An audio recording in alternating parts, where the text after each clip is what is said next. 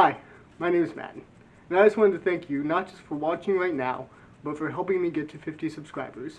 Now I know 50 subscribers isn't a lot, but you guys have no idea how much it means to me whenever I get comments like I got from my 67 Falcon, and whenever I have friends like Second Life of Woodturning. You guys really help validate the reason why I'm doing this and help give me encouragement to keep on continuing, not just in woodworking and YouTubing, but just in making things in general. With that being said, if you wouldn't mind leaving a comment down below or a like, it really means a lot. Now, to what I'm going to be doing for this video, I'm going to be making this bowl. This is the first segmented bowl that I've ever made. And I wanted to do a bowl that had 50 segments for finally getting 50 subscribers. I kind of failed at that. But if you squint a little and lie a lot, we can pretend that this has 50 segments. I hope you guys enjoy the video. Have a good day. So as I said earlier, this is my first time making a segmented bowl. And so what I really wanted to do to start out was to make the pattern that I was going to turn into each segment. And that's what you're seeing me do right here. Just mill up the different strips so I can get the right thicknesses of each to actually work into the pattern. Now my goal is to have the pattern look something like what I'm about to make right here. And once I have all the pieces to the right thickness, I can start about just gluing them all up. And so I just wanted to make sure to put ample amounts of glue onto each surface to try and cover up for some of the imperfections that I'm going to have. And I'm just trying to get a basic clamp out of this tape to really make this process a lot easier. And it really helps.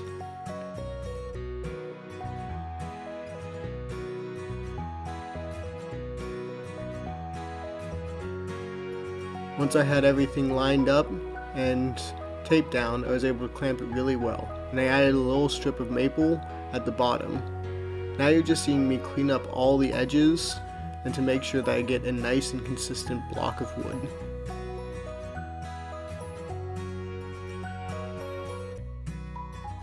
Now the strip of maple that I added at the bottom was really thick, so I tried to cut some of that thickness down right here. Now I can just clean up the ends and start to measure everything.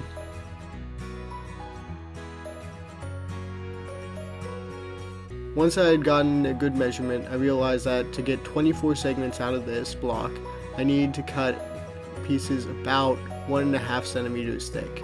So I just made a little tape line on my table saw and used that as a guide to figure out where I needed to move the blocks to each time. This worked really well.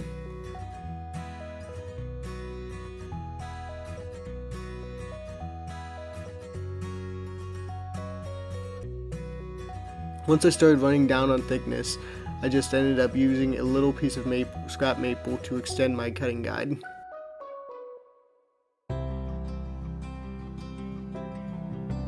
Now once I had all the 24 pieces cut out, I could start beveling them all.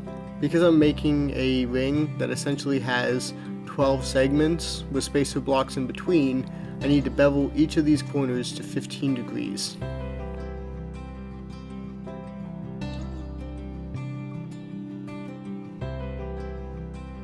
I will say, this is not the safest way to do this, and that is one of the things that I would change if I do this again.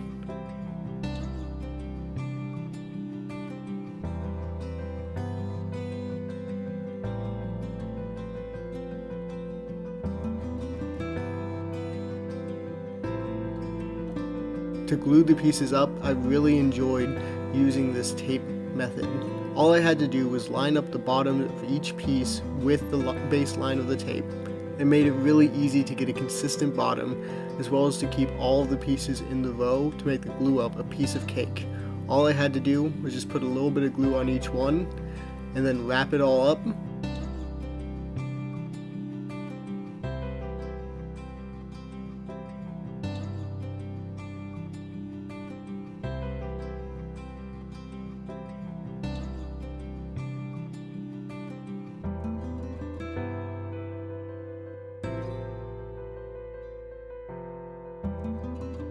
Once I did one, I just had to do the other. Magic. Now after I'd given these rings some time to dry, I was ready to start cleaning up the face. Normally I see people doing this with a drum sander, but I don't have that.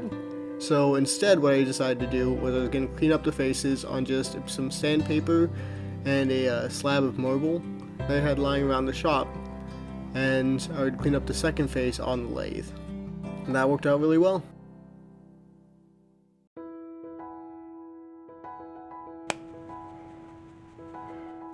Now I just need to start marking out the circles for my base and my top. For my base I'm using some 3/4 inch walnut that I actually glued 2 pieces on top of to give me a good thickness. And then for my top I'm using some maple that I had just lying around the shop. I cut those out on the bandsaw, and now I'm just trying to shape everything down to a good size. So what I'm doing here is just trying to form the base shape.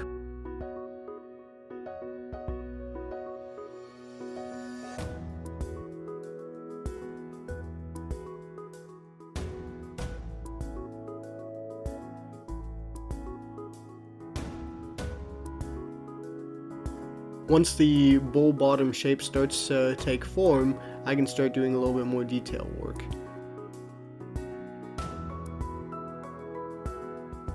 Now, I've really liked adding these little coves in bases. I find that it really helps hide a lot of the imperfections that I make while turning, because I still am not that good of a turner. And it looks really, really decorative to people who don't know much about wood turning. It's a really easy thing to do, and I find it looks just a little bit more professional, so I do it on a good chunk of the bases that I end up making.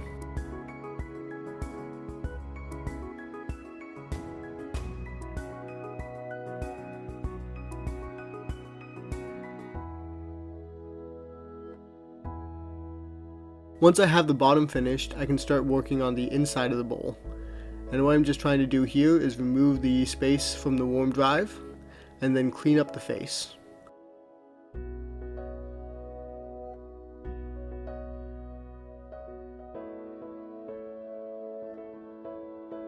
Once I have the face cleaned up, I make a section for the ring just to glue onto really nicely. And that helps line everything up.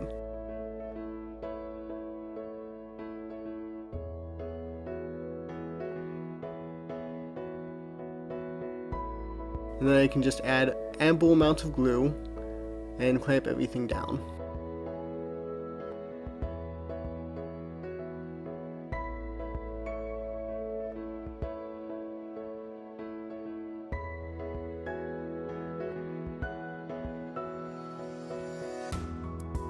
After the glue had dried, I can just clean up the face and do a little bit of cleaning on the inside to make it turn a little bit nicer.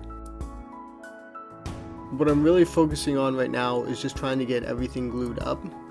So I wanted to get a perfectly flat surface, and the best way I've seen to do that is to take a flat piece of wood with a little bit of sandpaper, and that should get you a perfectly flat surface. Just add ample amounts of glue. You may be wondering why I use so much glue on this project. The main reason is I don't have incredibly precise tools right now. I'm also not that good of a woodworker, so I find using excess amounts of glue can kind of hide some of the imperfections at times that I end up having, and it helps make sure that everything just works in the end piece.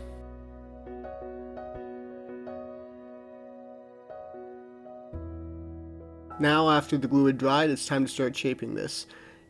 It's hard to tell from this angle, but this bowl is massively tall. And so to try and hide that a little bit, my plan was to kind of cave it in and give it sort of like an hourglass figure. To kind of slim down the design and make it seem not quite so abnormally tall. It kind of turned this bowl from a traditional bowl into kind of like a bowl vase hybrid, which I think really kind of worked with this design, as it kind of mimicked some Greek style urns.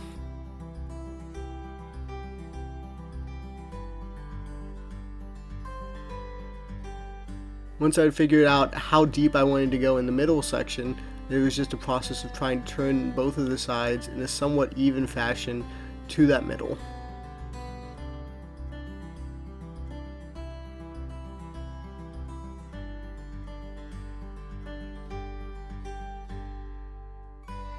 Now, I tried to use a skew chisel here, and that was a horrible mistake. The end grain just caught right onto the skew chisel, and it meant that I had to remove way more material than I wanted to kind of clean up that gouge. And removing so much material actually was going to bite me in the back later on whenever I tried to add the top piece, as you'll see in a few minutes.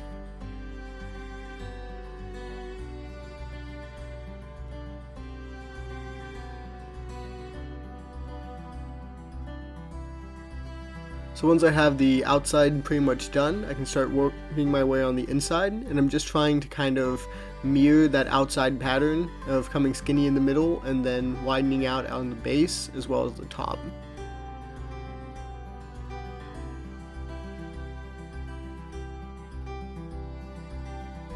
And the problem that I was finding with such a tall bowl was the chips on the inside did not really have a good place to escape, so I would have to constantly keep cleaning them out.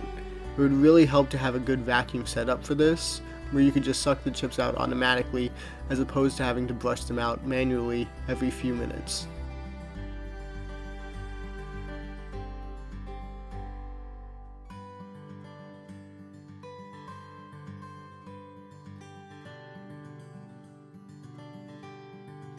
Now, just a word of caution, one of the things that I messed up here was I made this bowl way too thin. If I was doing this over again, I would definitely have tried to keep it at about the thickness you see right now, but I just kept removing material, and that caused problems with the stability for the top. I think it should still work out okay, but if you're trying to mimic this project, I would highly recommend stopping at a thickness about of what you see here.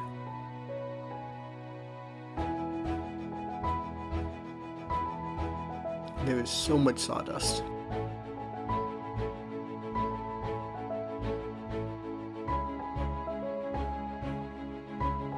Now I can focus on the top. To focus on the top, I took the piece of maple that I had shown earlier, and I wanted to get the majority of the shaping done before I actually had it on the bowl, because I didn't trust the stability that it would have actually glued to the bowl. So I tried to get the majority of the shaping done right here. And then I just went about the process of trying to create a seat for this to just sit really well and make the glue up onto the bowl very easy to do.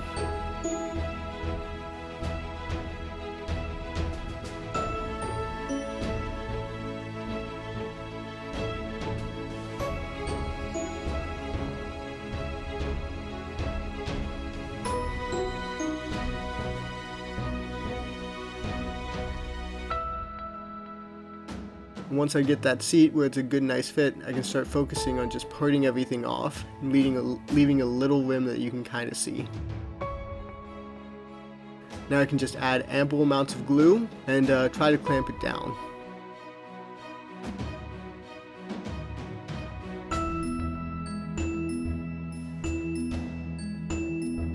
And as I'd done on the previous rings, whenever I tried to clamp, it's really helpful to have just a flat surface you can clamp the top to that doesn't have a massive hole in it. So I took this blank that I've been meaning to turn into a small bowl or a plate, and I've just been using it and just used it to give me that top surface.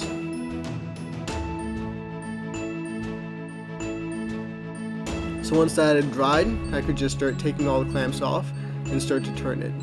Now, one of the things that I would try and make sure to do if I did this again was to try and remove it from the lathe as few times as physically possible.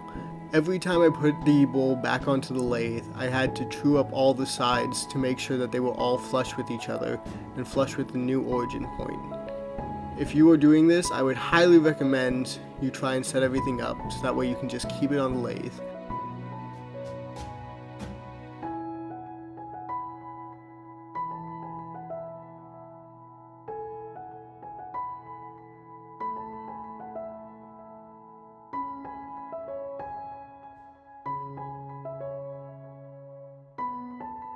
Now, as I foreshadowed earlier, one of the big problems that I had was I made this bowl way too thin, and that made this lid just completely shatter on me. Luckily, it shattered after I'd done the majority of the shaping, so I didn't have to do too much with my lathe tools, and I was able to just kind of sand it.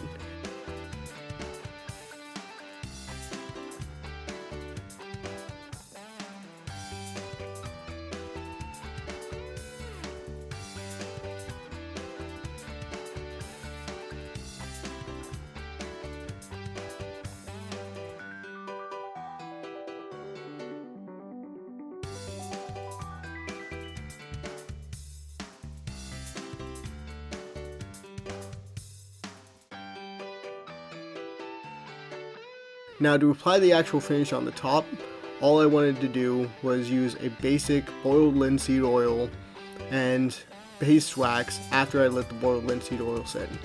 And it gave me a really beautiful finish and a beautiful result. Here you go.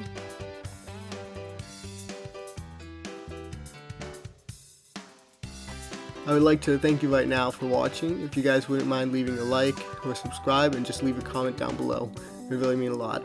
Thank you and have a good day.